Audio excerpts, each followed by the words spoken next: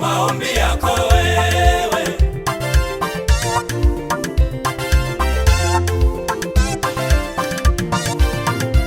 Jambo gani linalokusumbua wewe? Jambo gani linalokuumiza moyo? Mpaka umefika umekata tamaa wewe, unahisi kama Mungu amekuacha wewe, unaona kama Mungu amekutupa wewe, ndoa yako inakusumbua wewe, mwite Yesu akusaidie. Biashara inayokusumbua wewe, mwite Yesu akukinge na chuma ulete. Omba wewe.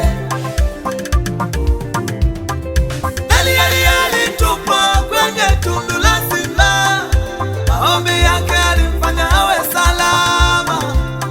Na wewe omba katika matatizo yako wewe, na wewe omba katika shida zako. Kuna kipindi uliomba lakini hukujibiwa wewe, ukafika mpaka ukakata tamaa wewe. Ibrahimu naye aliomba majibu yakachelewa, lakini bado hakukata tamaa kuomba. Maombi yanaweza kukuweka salama. Omba, omba, omba, omba wewe. Omba wewe. Usikate tamaa wewe. Ukiomba Mungu anatenda. Usiogope kuomba. Omba wewe. Acha uvivu kuomba. Ukiomba Mungu anajibu. Omba mpendwa. Omba wewe. Omba baba yangu. Ukiomba Mungu anajibu maombi yako wewe.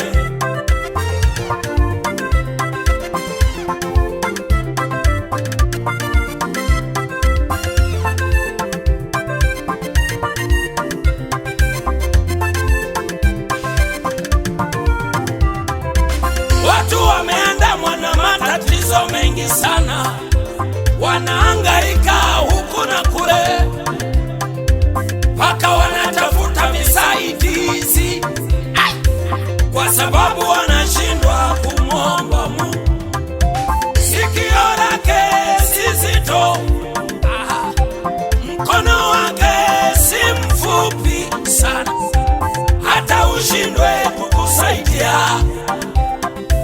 We omba ndugu yangu, we mwite ataitika.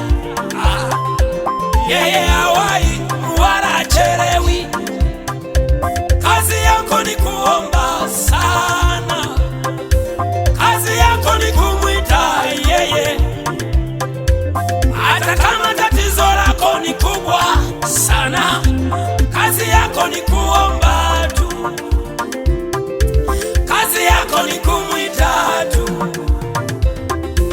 Wewe ni nani ushindwe kuomba?